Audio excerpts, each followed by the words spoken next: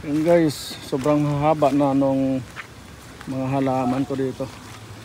Kaya ang ginawa ko para hindi matumba pag malakas ang hangin, pinutol ko na lang sila para yumabong, yung maiksi lang sila, tapos parang ganito, diba?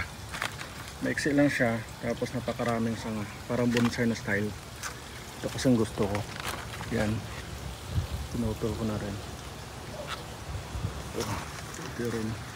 Saka itong malaki, sobrang laki na siya. Sali matagal na siya na prepare. Napot ko muna siya, tapos putulin ko yan dyan, saka iripat ito. Yan,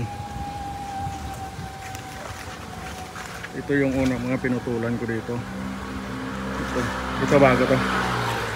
Ito sobrang haba kasi. Ayan, mahahaba pa rin yung iba, pero may sanga naman sa taas. Yan o,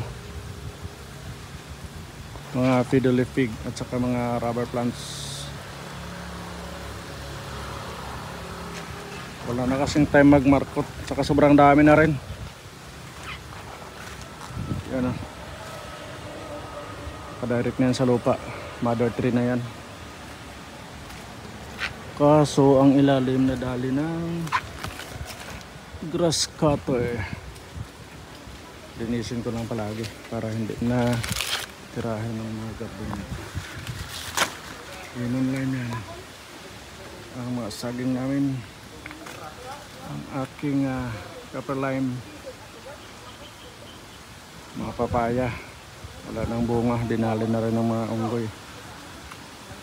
Ang dragon fruit ko hindi na namumunga, season na yata. Paramihin ko rin yung pag may time. Sobrang dami na lang sa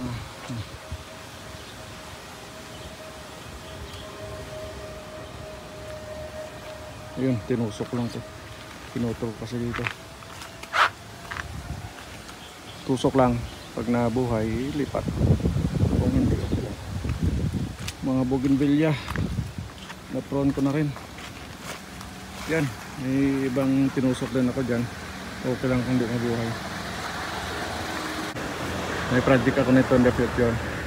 Ang target ko kasi ay yung paramihin yung mga malalaki na parang bonsai talaga yung style niya. Kahit hindi siya magawa natin ng bonsai, pero yung style niya, kumbaga parang bonsai na lang. Ayan, pag may natumba pa dyan, putulin ulit. Huwag manghinayang kasi pag pinutol mo mas dadami yung sanga, at saka mas safe siya na maiksi lang, at saka maraming sanga. Ito rin guys, sobrang yabong na kasi wala na tayong markot. Yan o, mga 20 sanga. Yan, sobrang dami na.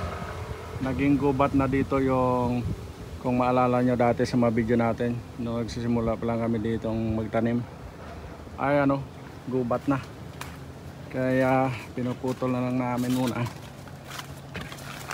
Yan o, yan puro tusok lang yan guys o.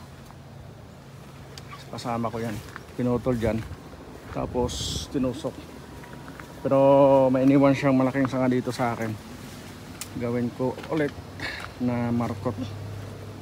Pareho ng mga ginagawa ko dati ng pandemic. Yan, daming sanga. Right, balot ng kulang. Yan, puro tusok. Sobrang dami. Wala nang space, wala nang mga pagtaniman ng gulay. Yan yung kamyas ko. Right, siya rin naglipat yan.